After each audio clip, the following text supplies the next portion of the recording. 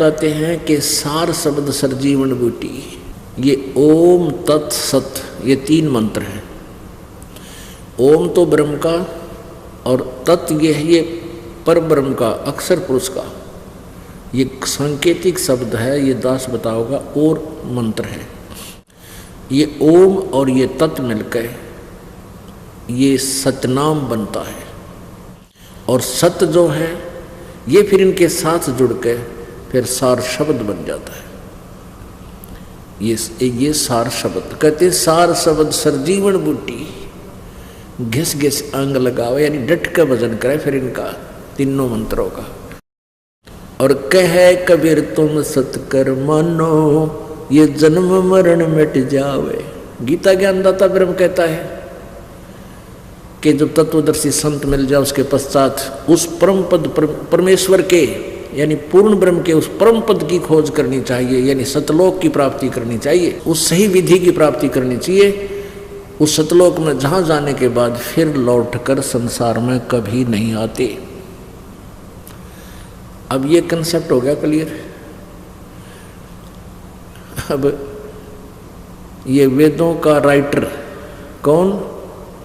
व्यास जी। और वेदों से स्वयं परिचित नहीं, नारद जी से पूछ रहा है, जन्य जी पूछ रहे हैं व्यास जी से कि, और व्यास जी बता रहे हैं कि सतयुग के ब्राह्मण बड़े विद्वान थे, वेदों के ज्ञाता थे और दुर्गा की पूजा करा करते और उसका मंदिर बनवाने का बड़ा चाव था उनके।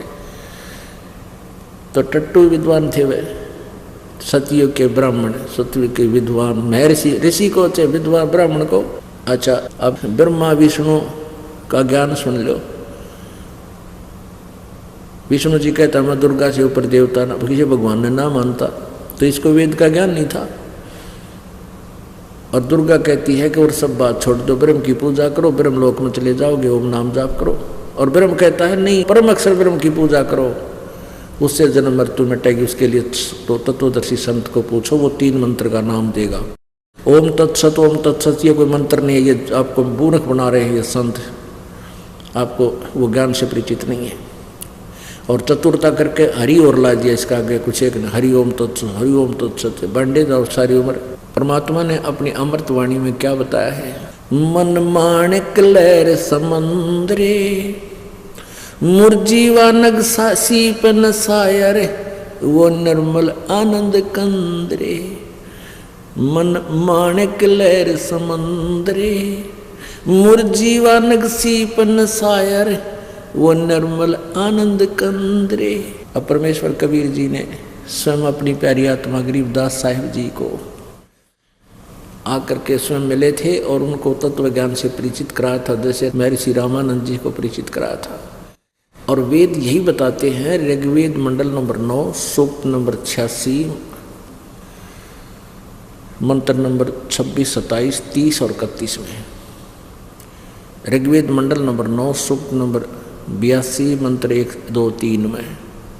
ऋग्वेद मंडल नंबर 9 सूक्त नंबर 96 मंत्र 16 से लेकर और 18, वैसे 20 तक यही वर्णन है, लेकिन 18, 20 तक, 19 तक।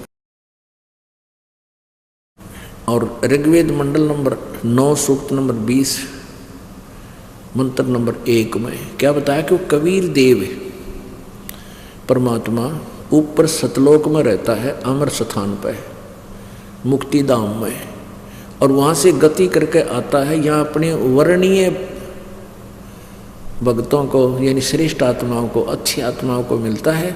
जैसे बिजली, आसमानीय बिजली, आकाशीय बिजली अपने स्नेह वाले पात्र पर गिरती है, जैसे काशी की थाली पर, काशी एक धातु होती थी, उस पर बिजली पड़ती है, तो वो उस पर ही गिरती है, यानी उन अच्छी आत्माओं को ही परमात्मा आके मिलता है। हमारे जैसे मूड ने मिला, माना है कोई ना उनकी बात, तो ऐसे महापुरुषों को मिला जो तुरंत मान के राखा देख कर फिर कहना है कि था, तो उनको मिले।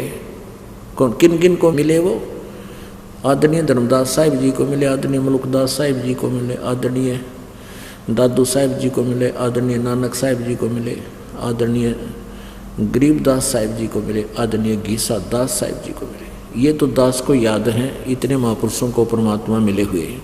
तो यही वेद बता रहे हैं। तो गरीबदास साहिब जी परमात्मा की द्वारा दिए गए ज्ञान से परिचित होने के बाद, परमात्मा का साक्षात्कार करने के बाद, और फिर बताते हैं उस परमेश्वर की महिमा कैसे गाते हैं। मन माणिक लहर समंदरे, मुरजीवा नग सीप न सायर, वो निर्मल आनंद कंदरे। मोती मुक्ता दर्शत नाही, ये जग है सब अंदरे। मोती मुक्ता दर्शत नाही, ये जग है सब अंदरे। दिखत के तो नैन चश्म इनके, फेरा मोतिया बंदरे। दिखत के तो नैन चश्म इनके, फेरा मोतिया बंदरे। भाई नर नारायण देही पाके, जग कट्या न जमका फंदरे। रतन अमोली दर्शत नाही, वो धक है वाकी जंदरे। भाई पूर्ण ब्रह्म रटे अविनाशी, जो भजन करे गोविंदरे। भाव भक्ति जा हृदय होई, फिर क्या कर है सुरपति इंद्रे। इंद्री कर्म न लगे लगारम, जो भजन करे निर्द्वंद्रे। गरीब दास जग कीर्ति होगी, जब लग सूरज चंद्रे। अब इसमें एक काटे की बात कही है कि मोती मुक्ता दर्शत नाही, मोक्ष रूपी वास्तविक यथार्थ भक्ति मार्ग रूपी जो मोती है, यानी उस कौन वो परमात्मा है, कौन सा वो मंत्र है और कैसा है वो प्रभु। ये वेद पढ़े पर भेद न जान, ये बातें पुराण 18। और जड़ को अंधा फिर पत्ते खोआवे, भूल गया सिरजनहारा। क्या बताते हैं कि वो मोती मुक्ता यानी मोक्ष होने का रूपी वो लाल वो दिखाई नहीं देता है नंद जाने। ये दिखे थे विद्वान महर्षि ब्राह्मण बड़े वेदों के वक्ता, चतुर्वेदी चारों वेदों को कंठस्थ घोट के याद रखा करते। दिव्यवेदी 2 वेदों को घोटने वालों को दिव्यवेदी कहते थे, और 3 वेदों को कंठस्थ याद कर लिया करते थे ब्राह्मण लोग। रट रट के बचपन तो लग जाया करते, इनका धंधा ही था, तो उसको त्रिवेदी कहा करते थे। और वेदों का कैख है भी याद को नींद के। ये क्या बताते हैं हमारे को, तो क्या बताते हैं, मोती मुक्ता दर्शत नाही, ये जगह सब अंदरे। और दिक्कत के तो इनका नैन चश्म, जिसका सफेद मोतिया हो जाता है ना, उसकी आंखें बड़ी स्वस्थ नजर आती हैं, पर उसको दिखता कुछ नहीं, वो नपट अंधा होता है। तो ऐसे ये हमने विद्वान संस्कृत भाषा जाने थे, और हमने सोचा करते ये विद्वान न पढ़े हैं भाई।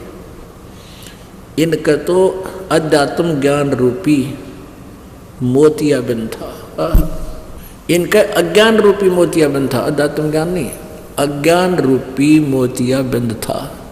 और हमने दिखे थे ज्ञानी।